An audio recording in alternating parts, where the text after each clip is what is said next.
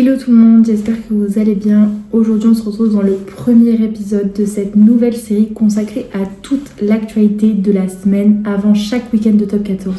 On va repasser toutes les actualités, les transferts, les blessures, bien sûr le programme de Top 14 et de Pro D2 qui nous attend. Et si ça t'intéresse, tu laisses avec la suite, c'est parti.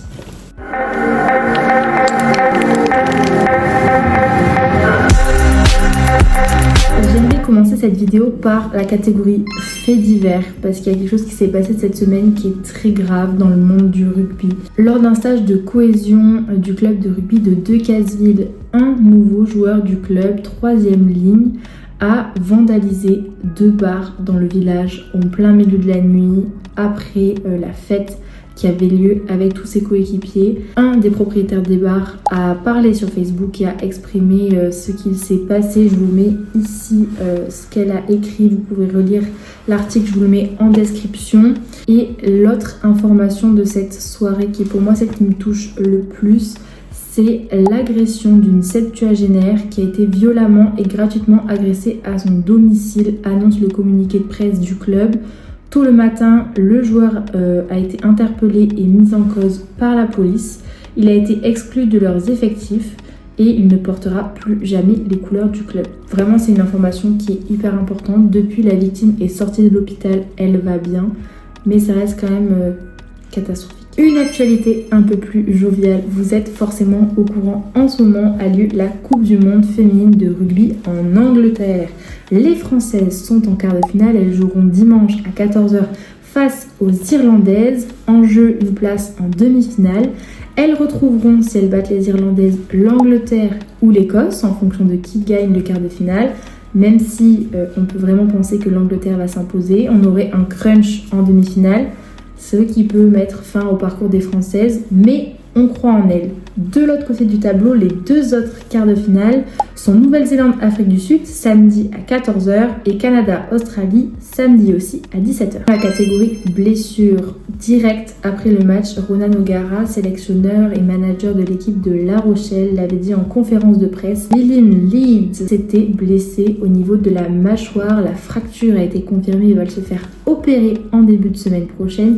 Il s'est cassé pas mal de dents également, il devrait être absent quelques mois. Cette blessure a eu lieu lors d'un contact aérien avec Damien Penaud lors du match de samedi dernier face à Bordeaux-Bègles. Double blessure du côté de Perpignan puisque Pozzolo Tulagi, qui enchaîne vraiment les blessures, souffre d'une fracture de fatigue de la jambe droite. Il sera indisponible pour environ 1 mois. Autre blessure survenue lors du match Perpignan-Bayonne le week-end dernier. Jack McIntyre a été victime d'une rupture des ligaments croisés antérieurs du genou droit. Il est dorénavant forfait pour une bonne partie de la saison. Le club pourra faire appel à un joker médical, mais pour un moment, aucune information à ce sujet. Dans la partie transfert, c'est une information qui a été donnée par l'équipe et Sud-Ouest, pas encore officielle, mais Hugo Russ aurait signé pour la saison prochaine pour Bordeaux-Bègles un contrat de 2 ans, lui qui est actuellement à Montpellier. Et pour ce qui est du programme de Top 14, encore une belle journée, c'est la 2e, on se régale déjà. On commencera l'après-midi à 14h30 avec un Montauban-Lyon. Pour le multiplex, 4 matchs à 16h35. Nous aurons La Rochelle, Clermont, Toulouse, Perpignan, Pau, Stade Français et Bayonne, Montpellier. Pour le match de 21h pile, nous aurons un Toulon-Castres. Et enfin, le match du dimanche soir à 21h05, ce sera Racing 92, Lyon Bordeaux-Bègles. Du côté de la Pro D2, hier soir a eu lieu le premier match de cette 3e journée entre Agen et Grenoble.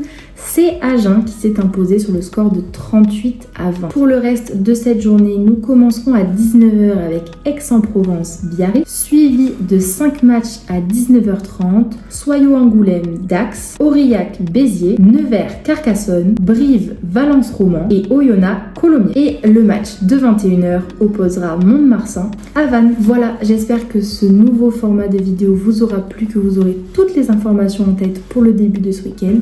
Et moi je vous dis à vendredi prochain.